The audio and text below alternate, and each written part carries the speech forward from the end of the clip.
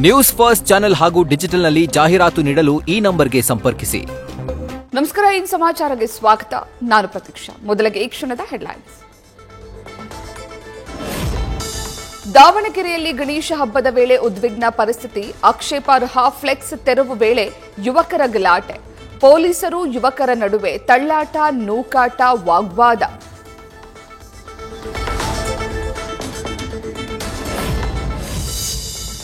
ಅನನ್ಯ ಭಟ್ ನಿಜವೇ ಕಾಲ್ಪನಿಕ ಸೃಷ್ಟಿಯೇ? ಎಸ್ಐಟಿ ವಿಚಾರಣೆಯಲ್ಲಿ ಮುಂದುವರೆದ ಸುಜಾತಾ ಗೊಂದಲ.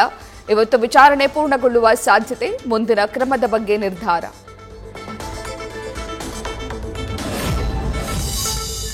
ಬುರುಡೆ ಚಿನ್ನಯ್ಯನಿಗೆ ಮತ್ತೊಂದು ಸಂಕಷ್ಟ. ಸೌಜನ್ಯ ಮೃತದೇಹ ಎತ್ತಿಕೊಂಡು ಹೋಗಿದ್ದನ್ನ ನೋಡಿದ್ದಾಗಿ ಹೇಳಿಕೆ. ಚಿನ್ನನ ನಾರ್ಕೋ ಪರೀಕ್ಷೆ ನಡೆಸಲು ಎಸ್ಐಟಿಗೆ ಕುಸುಮಾವತಿ ದೂರು.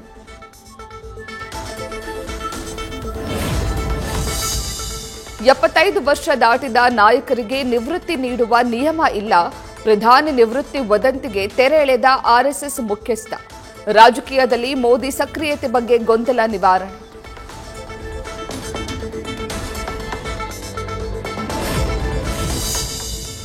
ಮತಾಂತರ ಜನಸಂಖ್ಯೆಯ ಅಸಮತೋಲನಕ್ಕೆ ಕಾರಣ. ಎಲ್ಲಾ ಭಾರತೀಯರು 3 ಮಕ್ಕಳನ್ನ ಹೊಂದಬೇಕು. ಕಾಶಿ ಮಥುರಾ ಹೋರಾಟಕ್ಕೆ ಸಂಘದ ಬೆಂಬಲವಿಲ್ಲ ಎಂದ ಭಾಗವತ್ ಹೇಳಿಕೆ.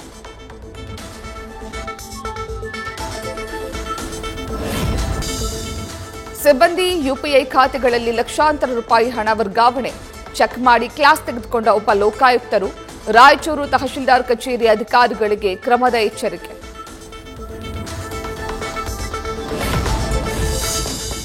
ಬಳ್ಳಾರಿಯಲ್ಲಿ ಜೂಜಾಟ ಅಡ್ಡೆ ಮೇಲೆ ಎಸ್ಪಿ ಮತ್ತು ಡಿಸಿ ದಾಳಿ.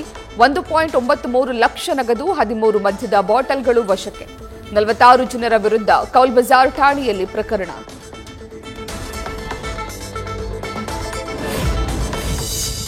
ದಕ್ಷಿಣ ಕನ್ನಡ ಜಿಲ್ಲೆಯಲ್ಲಿ ಜೋರಾದ ಮಳೆಯಾರ್ಭಟ. ಎಲ್ಲಾ ಶಾಲಾ ಕಾಲೇಜುಗಳಿಗೆ ಇಂದು ರಜೆ ಘೋಷಣೆ.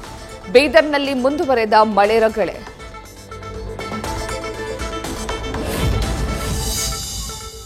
ನಿರಂತರವಾಗಿ ಸುರಿಯುತ್ತಿರುವ ಮಳೆಗೆ ಉಕ್ಕಿದ ಮಾಂಜ್ರಾ ನದಿ.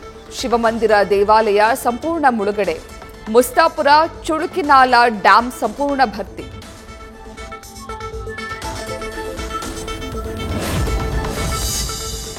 ವರ್ಷದ ಬಳಿಕ ಕಾರವಾರದ ಕಾಳಿ ನದಿ ಸೇತುವೆಗೆ ಮುಹೂರ್ತ. ಹೊಸ ಬ್ರಿಡ್ಜ್ ನಿರ್ಮಾಣಕ್ಕೆ ರಾಷ್ಟ್ರೀಯ ಹೆದ್ದಾರಿ ಪ್ರಾಧಿಕಾರ ಗ್ರೀನ್ ಸಿಗ್ನಲ್. ಸೇತುವೆಯ ಮಾದರಿ ಕೂಡ ಫೈನಲ್.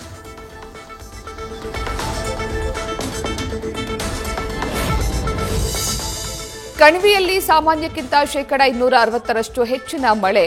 ಉದಂಪುರದಲ್ಲಿ ಒಂದೇ ದಿನ 629.4 ಮಿಲಿಮೀಟರ್ ಮಳೆ. ಜಮ್ಮು ಭಾಗದಲ್ಲಿ ಆಗಸ್ಟ್ 30ರವರೆಗೆ ಶಾಲೆಗಳಿಗೆ ರಜೆ.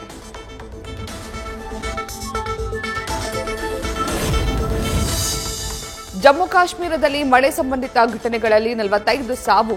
ಜನರ ರಕ್ಷಣೆಗೆ ಅಂತ 20 ತಂಡಗಳ ನಿಯೋಜನೆ. ಅನಾಥಾಶ್ರಮದಿಂದ 50 ಮಕ್ಕಳು ಸೇರಿ 943 ಜನರ ಸ್ಥಳಾಂತರ.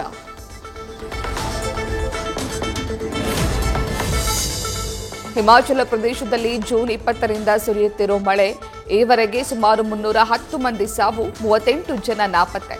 1852 ಪ್ರಾಣಿಗಳು ಬಲಿ.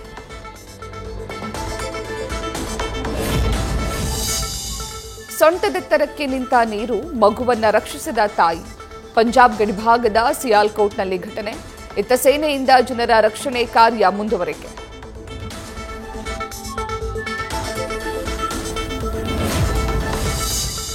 ತೆಲಂಗಾಣದಲ್ಲೂ ಮಳೆರಾಯನ ರಣಾರ್ಭಟ. ಕೊಚ್ಚಿ ಹೋದ ರಾಷ್ಟ್ರೀಯ ಹೆದ್ದಾರಿ 46ರ ಹಲವು ಭಾಗ. ಜನರನ್ನ ರಕ್ಷಿಸಿದ ಸೇನಾ ಹೆಲಿಕಾಪ್ಟರ್.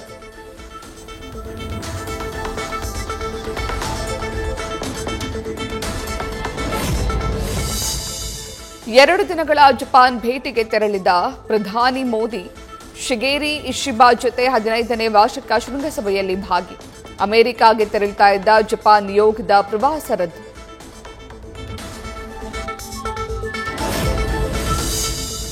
ಭಾರತದ ಮೇಲೆ ಶೇಕಡ 50ರಷ್ಟು ಸುಂಕಾಸ್ತ್ರ ಪ್ರಯೋಗ.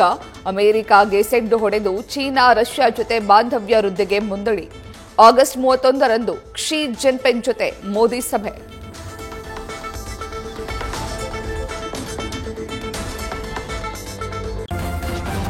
ನ್ಯೂಸ್ ಫಸ್ಟ್ ನಿರ್ಭೀತಿಯಿಂದ ನಿಮ್ಮ ಪರವಾಗಿ.